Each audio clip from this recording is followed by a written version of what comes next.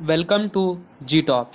जैसा कि हम लोग अपने अगले वीडियो में पढ़ चुके हैं the French revolution and the idea of the nation, history का first chapter the rise of nationalism in Europe का पहला और दूसरा वीडियो हम लोग इससे पहले वीडियो में डिस्कस कर चुके हैं। तो मैं उसका लिंक डिस्क्रिप्शन में दे दूंगा, आप लोग उस वीडियो को देखिएगा, फिर उसके बाद इस वीडियो को देखिएगा। तो चलिए हम लोग आज का अपना टॉपिक स्टार्ट करते हैं। The idea of the nationalism. The idea of the nationalism, ये नेशनलिज्म का आइडिया क्या है, अपने आज के इस वीडियो में हम लोग नेशनलिज्म के बारे में जानेंगे। तो फ्रेंच रेवोल्यूशन, जैसे कि फ्रेंच रेवोल्यूशन में हम लोग पढ़े थे इससे पहले the idea of nationalism, nation का। तो हम लोग इस वीडियो में चलिए स्टार्ट करते हैं अपना टॉपिक। आइडिया ऑफ ला पैथ्रिया द फादरलैंड ली citizen the citizen were emphasised. जैसा कि नेशनलिज्म की फीलिंग, पहले मैं आप लोग को नेशनलिज्म के बारे में कुछ बता देता हूँ। नेशनलिज्म क्या होता है? जैसे कि नेशनलिज्म वो होती है जैसे कि हम अपने कंट्री के, जैसे अपने देश के लिए हम, जैसे जो हमारे दिल में प्रेम होता है और अगर उस हमारे कंट्री में जैसे कोई बाहर से आके कब्जा कर ले, जैसे हमारे देश में अंग्रेज़ लोग आए थे जो कि ब्रिटिश लोग थे, 300 ईयर हम लोगों पे वो लोग अपना राज किए, कॉलोनी हम लोगों को अपना बना के रखे। तो हम लोगों के अंदर क्या हुआ कि एक नेशनलिज्म की फीलिंग आई कि हम नहीं, हमको अपने देश को आज़ाद कराना है, हमको अपने तरह से चलना है, जैसे हमको किसी के अंडर में नहीं रहना है। ये होती है नेशनलिज्म की फीलिंग। तो जैसे कि फ्रेंच में वहाँ पे जो चल रहा था ये नेशनलिज्म की फीलिंग, तो सबसे पहले कहीं भी कुछ भी होता है तो सबसे पहले नेशनलिज्म की फीलिंग, जैसे कि अपने देश के, जैसे हमारा भारत है तो हम अपने भारत माता मानते हैं ना, तो वैसे वहाँ पे एक ला पैथ्रिया, ये कुछ है नहीं, आप लोग डरिए मत, ला पैथ्रिया है। जैसे कि द फादरलैंड, जो लैंड था वहाँ का, फादरलैंड मतलब एक नाम दिया गया उस लैंड को, ला पैथ्रिया। और वहाँ के सिटीजन जो वहाँ के रहने वाले थे उनको कहा गया ली सिटीजन, ली सिटीजन कहा गया। तो चलिए आगे देखते हैं। Adopt of new constitution with citizen enjoying equal right. इन लोगों ने जो है एडॉप्ट किया अपने, जैसे कि इनका ये जब अपने आज़ाद हो गए, मतलब ये लोग अपना अलग, जब फ्रांस का यूनिफिकेशन ये लोग करवाएंगे तो जैसे कि इन लोगों ने एडॉप्ट किया, क्या एडॉप्ट किया, आफ्टर रिवोल्यूशन के बाद एडॉप्ट किया, क्या एडॉप्ट किया, न्यू कॉन्स्टिट्यूशन, जिसमें ये लोग उस देश के चाहे गरीब अमीर काला गोरा, चाहे जो भी सिटीजन उस देश में रहने वाले थे, कोई भी वो हो, सब लोगों को इक्वल राइट दिया गया, इक्वल इंजॉय, कहीं भी अपने मर्जी से आ जा सकते, कुछ भी अपने मर्जी से कर सकते, पर हाँ कॉन्स्टिट्यूशन का उल्लंघन ना हो। तो उन लोगों को मतलब अब इक्वल राइट दिया गया। चलिए अपने थर्ड पॉइंट की तरफ बढ़ते हैं। Adopt the colour as a new French flag replacing royal standard. जैसे कि वहाँ पे न्यू फ्लैग दिया गया, न्यू फ्लैग दिया गया, जो कि ये देखिए इसमें दो फ्लैग भी बना है।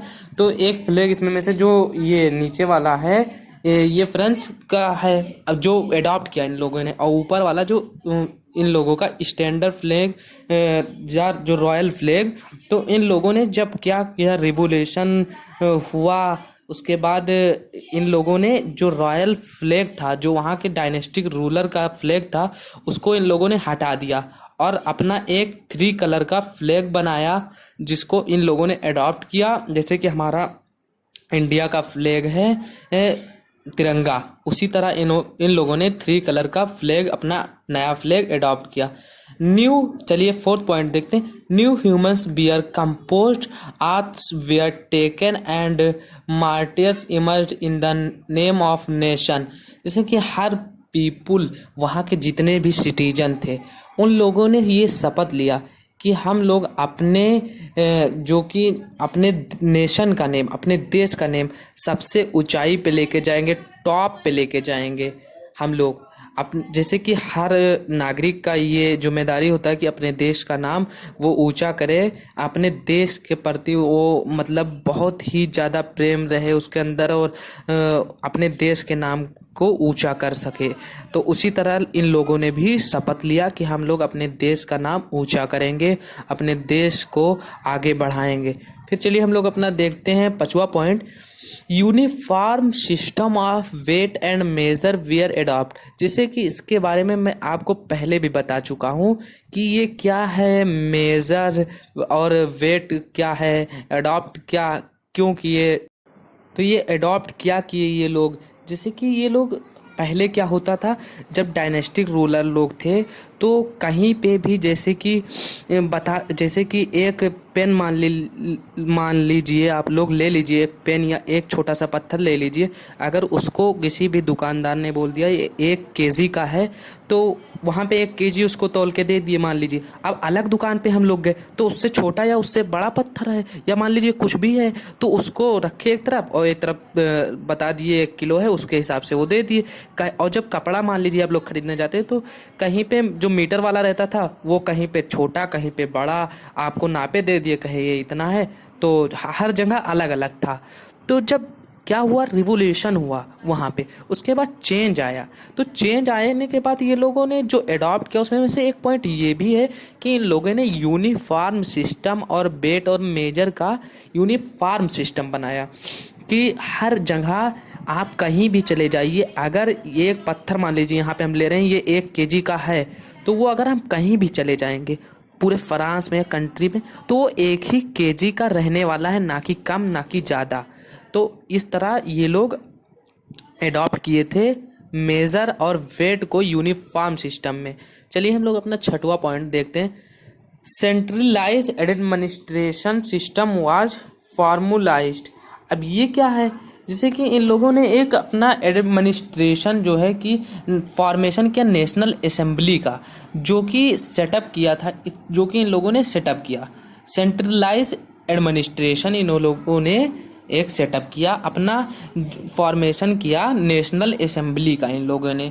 उसके बाद चलिए हम लोग देखते हैं अपना आगे का point, French become the national language and regional dialect were discouraged. अब इस पॉइंट को आप लोग देखिए और बहुत ही अच्छे से समझिएगा।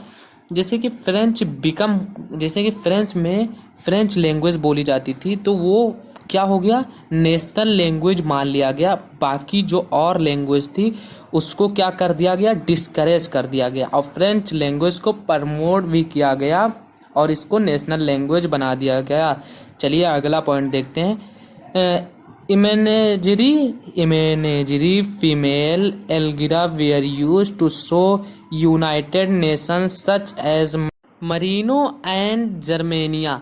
अब ये क्या है, जैसे कि मैंने आप लोगों को पहले भी बताया है कि क्या है कि किसी भी देश में जैसे कि हम लोगों के अंदर प्रेम की भावना कब आती है, जैसे कि हम लोग अपने भारत देश को भारत माता के नाम से जोड़ा, तो भारत माता का नाम लेते हमारे मन में, हमारे दिमाग में एक इमेज बनता है कि भारत का जो है इंडिया का नक्शा होगा, उसमें एक जो है फीमेल खड़ी होंगी, वो वाइट साड़ी पहन के और तिरंगा लेके हाथ में। उसी तरह इन लोगों ने एक फीमेल एल्गिरिस को मतलब कि बनाया, स्टेचू टाइप का स्टेचू बनाया, जिसको इन लोगों ने यूज़ किया किस में यूज़ किया, यूनाइटेड नेशन में। जैसे हम लोग यूज़ करते हैं, अब कोई वहाँ पे जो कि एल्गिरिस का नाम लेगा तो उन लोगों के मन में ऐसा स्टेचू का कुछ फीलिंग आएगा। एंड मेरेनिया जर्मेनिया, ये भी सेम इमेजरी का ही काम करता है, वे भी स्टेचू ही है। इन दोनों के प्रति मतलब यहाँ के पीपुल के मन में प्रेम की भावना को दर्शाया कि हमारे सम्मान में कोई कमी नहीं आनी चाहिए, हम अपने एल्गीरा है उसके लिए कुछ भी कर सकते हैं। ऐसे से अपने देश को, अपने नेशन को ये लोग प्रमोट करते चले गए। इसमें तमाम पॉइंटें हैं, बहुत सारी पॉइंटें हैं। जब यहाँ फ्रांस में जो कि रिवोल्यूशन हुआ तो ये तमाम कंट्री में, यूरोप के तमाम देशों में इसका वो हुआ, क्या हुआ, फैला, स्प्रेड हुआ। जैसे कि आसपास के देश थे, हॉलोलैंड, बेल्जियम, स्विट्ज़रलैंड, तमाम देश में। तो देखिए, अब हम लोग अपना इस वीडियो के इस टॉपिक को यहीं पे फिनिश करते हैं। अगला वीडियो अगले टॉपिक पे होगा, और इस वीडियो का मैं जो कि इसके अगले वीडियो का लिंक डिस्क्रिप्शन में दे दूंगा। जब तक आप लोग इस वीडियो को देखिए, जो ना समझ में आए कमेंट करिए, हमसे पूछिए। हम लोग नेक्स्ट वीडियो में नेक्स्ट टॉपिक के बारे में हिस्ट्री चैप्टर 1 में का पढ़ेंगे। तो thank you for watching my video.